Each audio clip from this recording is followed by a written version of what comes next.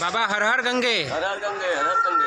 आज कुछ पेपर में खास है और या कोई नई बात है? बिल्कुल नई बात है। आज हमारा रुपया अब तक के सबसे निचले स्तर पर चला गया है, 90 रुपया भी क्रॉस कर गया है। आप देख सकते हैं आज के अखबार में छपा हुआ है, क्योंकि 1983 में जब इंदिरा गांधी की सरकार थी तो $1 10 रुपये के बराबर था, और आज ये 9 गुना बढ़ करके 90 रुपया पहुँच गया है।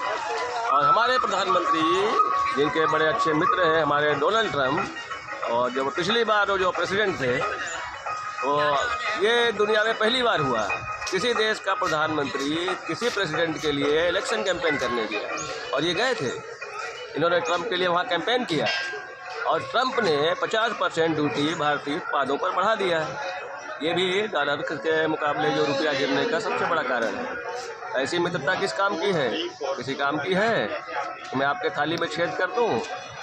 मनमोहन सिंह की सरकार में ये कहते थे कि रुपया जो है मनमोहन सिंह की उम्र के बराबर पहुंच गया है, और ये 90, तब ये 60 रुपया था, और आज ये 90 है। अब मैं किसके उम्र के बराबर पहुंचाऊं? शिवानंद स्वामी हैं इसके बड़े, अब तो मुझे लगता है उनके उम्र में पहुंचेगा। वो 112-13 साल के कितने के शायद हो गए हैं, और ये हालत रहेगी तो मेरे हिसाब से आने वाले 5 सालों में ये 200 भी क्रॉस कर जाएगा।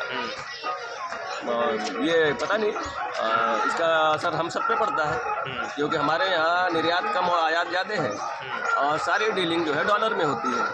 तो आपका टीवी से लेके, फ्रिज से लेके, मोबाइल से लेके, बच्चों की पढ़ाई से लेके हर चीज़ पर इसका असर पड़ता है। और कमाल की चीज़ है कि मैं मित्रता निभाऊँ तो ऐसे निभाऊँ कि अपना घर फूट के तमाशा देखूँ। ऐसे मित्रता किस काम का है?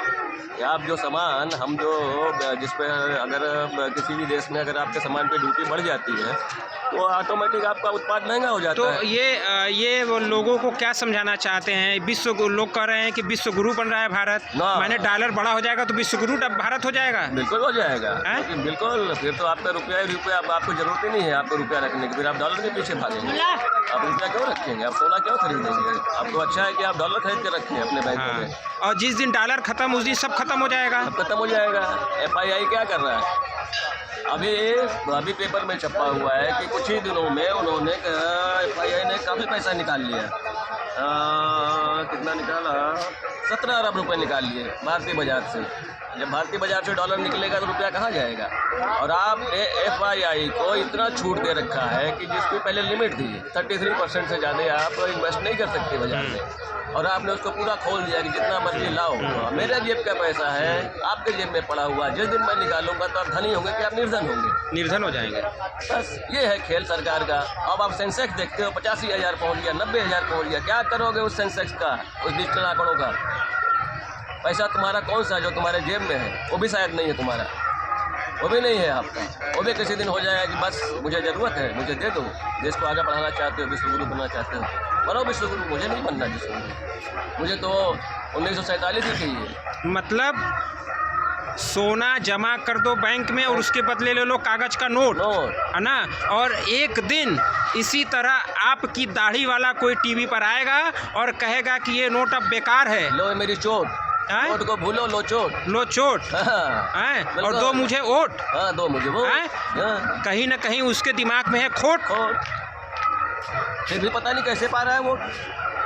भाई कुछ तो है लोचा। सुन लीजिए, ये लोकतंत्र है कि कहीं तंत्र मंत्र है? तंत्र मंत्र है, बाबाओं का देश है ये, है ना? कुछ माने देश अब लोकतंत्र से नहीं चल रहा है, तंत्र मंत्र से चल रहा है। बिल्कुल। 2022 में किसानों की आय दुगनी होनी थी, मेरे ख्याल से हो गई होगी। अब तो किसान खुशहाल है कि नहीं? इसीलिए धरना प्रदर्शन कर रहे हैं। नहीं तो क्यों करते बेचारे? तो खेती करने की आवश्यकता थोड़ी, उनके पास इतना समय हो गया है, इतना पैसा हो गया है कि चलो दिल्ली चलते हैं, प्रदर्शन करते हैं, घूमने चलते हैं, प्रदर्शन करते हैं। माने हमारे पास इतना पैसा हो गया है कि एक महीना हम काम नहीं करेंगे, वहाँ छुट्टी मनाएंगे। माने हो कुछ रहा है, दिखाया कुछ जा रहा है ना? अपनी आंखें खोलो और जनता को बताया कुछ जा रहा है। वही कहता हूँ, अपनी आंखें खोलो, पानी लाई हूँ, मुँह धो लो, उठो लाल आंखें खोलो। बाकी है। और सरकार कह रही है हमारे खिलाफ मत कुछ बोलो। अरे बाप रे, ये तो है और सरकार के खिलाफ कहाँ बोलना है? हाँ। हमारा जो लोकतंत्र बनाया गया है, अगर लोकतंत्र मेरे हिसाब से, मेरे लिए बनाया गया है, अगर मेरे हिसाब से नहीं चलेगा तो बोलना चाहिए लोगों को। मैं कहता हूँ संविधान इसमें सरकार नहीं आया, सरकार के खिलाफ नहीं बोलना है। मेरे लिए जो समाज बनाया गया, लोकतंत्र बनाया गया, अगर मेरे खिलाफ होगा तो मैं उसमें बोलूँगा। बात हम सरकार की करी नहीं, बात हम कर रहे हैं नियम की। नियम अगर नहीं सही है तो कौन बदलेगा भाई? और नियम किसके ऊपर लागू है? मेरे ऊपर ना। अगर हमको नहीं अच्छा लगेगा तो बोलेंगे ना। अगर मेरा अध्यापक गणित का सवाल सही तरीके से मुझे नहीं समझा पा रहा है तो मैं उससे बार बार पूछूंगा, मुझे समझाओ, या तो मैं चुपचाप बैठा रहूं। वो सही है कि मुझे मेरा पूछना सही है? पूछना सही है। मुझे नहीं समझ में आ रहा भाई, आप क्या लेकिन पढ़ा रहे हो? पूछने में अगर किसी को खराब लग गया तो फिर सही अध्यापक नहीं है वो। फिर अध्यापक सही नहीं है वो, फिर वो टीचर सही नहीं है। कैसे सही हो सकता है? अध्यापक अगर झुंझला जाए तो वो कैसे टीचर हो सकता है? अच्छा, वो ये भी कहेगा कि जब सवाल उससे पूछेगा तो कहेगा कि मैं हूँ सही टीचर, अगर तुम सवाल करोगे तो तुम्हारा खराब हो जाएगा फ्यूचर। कर सकते हैं, कोई बड़ी बात नहीं। ले करके आ जाऊंगा बुलडोजर और तुम्हारा घर कर दूंगा जर्जर। इसीलिए तो मैंने नहीं रखा है घर, और इसलिए मुझे नहीं है कोई डर। क्योंकि जिसका नहीं है कोई घर वो होता है निडर। मुझे किस बात का डर? ले आओ बुलडोजर, बंद कर दो जेल में, क्या करोगे? फांसी दे दोगे? तो सरकार आपके पास आएगी, कहेगी आपको निकल गया है ज़्यादा पर अब उतरने पड़ेंगे तुम्हारे कर थर कांपूंगा मैं। ऐसा कभी नहीं होगा। मैं नहीं डरता किसी को। डरना नहीं चाहिए, किसी को भी नहीं डरना चाहिए। देखिए धरती पे कोई, हर आदमी, हम कह रहे हैं जो हमको मरने का डर दिखाए, खाली उससे एक सवाल करें कि आपके घर मौत नहीं हुई है या आपकी मौत कभी नहीं हुईगी। अच्छा बोल के, सच्चा बोल के मरना सही है। आपसे ये पूछूं कि इस देश में योगी बड़े हैं या भगत सिंह बड़े हैं, आप किसको कहेंगे? किसका योगदान ज़्यादा है? भगत सिंह का।